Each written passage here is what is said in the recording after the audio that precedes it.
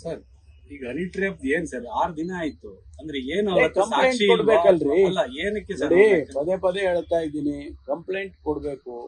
Complaint ಕೊಟ್ರೆ ತನಿಖೆ ಮಾಡ್ತೀವಿ. ಅದ್ರ ಮೇಲೆ ಎಷ್ಟು ಸಾರಿ ನೀವು ತಿರುಗಿಸಿ ಮಗಿಸಿ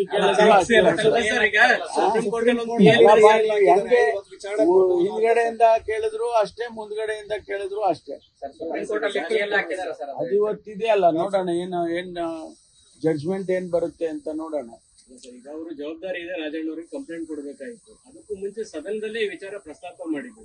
ಸದನದಲ್ಲಿ ಪ್ರಸ್ತಾಪ ಮಾಡಿದ್ರಿಂದ ಇಷ್ಟು 6 ದಿನ ಆದ್ರೂ ಕೂಡ ಕಂಪ್ಲೇಂಟ್ ಕೊಡೋದಕ್ಕೆ ಯಾಕೆ ಹಿಂದೆ ಗೊತ್ತಿಲ್ವಲ್ಲ, ನೀವು ಅವ್ರನ್ನ ಕೇಳ್ಬೇಕು. ನನ್ ಕೇಳಿದ್ರೆ ನಾನು ಅವರಿಗೆ ಕಂಪ್ಲೇಂಟ್ ಕೊಡ್ಸಕ್ಕಾಗತ್ತಾ? ಅವ್ರ ಕಂಪ್ಲೇಂಟ್ ಕೊಡೋರು ಅವ್ರು ಕೊಡ್ತಾರೆ. ಯಾವಾಗ ಅವರಿಗೆ ಕೊಡ್ಬೇಕು ಅಂತ ಅನ್ಸುತ್ತೋ ಅವಾಗ ಕೊಡ್ತಾರೆ. ಅದಾದ್ಮೇಲೆ ನಮ್ ಕೆಲ್ಸ, ಇಲಾಖೆ ಕೆಲಸ ಪ್ರಾರಂಭ ಇದೆಯಾ ಅಂತ ಸರ್ ಗೊತ್ತಿಲ್ಲ. ಅವ್ರನ್ನೇ ಕೇಳಿ, ಅವ್ರನ್ನೇ ಕೇಳ್ರಿ. ನನ್ನ ಮೇಲೆ ಯಾವ ಒತ್ತಡನೂ ಇಲ್ಲ. ನನ್ನ ಮೇಲೆ ಅದಕ್ಕೆ ಸಂಬಂಧಪಟ್ಟಾಗೆ ಯಾವ ಒತ್ತಡ ಇಲ್ಲ.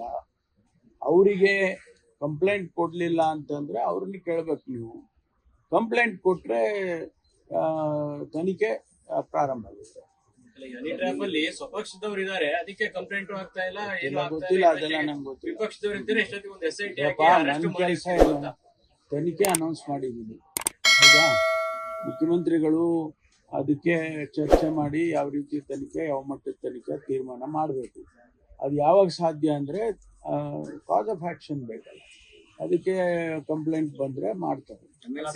ಲೇಟೆಸ್ಟ್ ಹಾಗೂ ಇಂಟ್ರೆಸ್ಟಿಂಗ್ ಸುದ್ದಿಗಳಿಗಾಗಿ ಬಾಸ್ ಟಿವಿ ಕನ್ನಡ ಚಾನೆಲ್ನ ಸಬ್ಸ್ಕ್ರೈಬ್ ಮಾಡಿ. ಹಾಗೆಯೇ ಬೆಲ್ ಐಕಾನ್ ಪ್ರೆಸ್ ಮಾಡಿ. ಇದರ ಜೊತೆಗೆ ಫೇಸ್ಬುಕ್, ಇನ್ಸ್ಟಾಗ್ರಾಮ್, ಎಕ್ಸ್ ನಲ್ಲೂ ಮಿಸ್ ಮಾಡದೆ ಫಾಲೋ ಮಾಡಿ.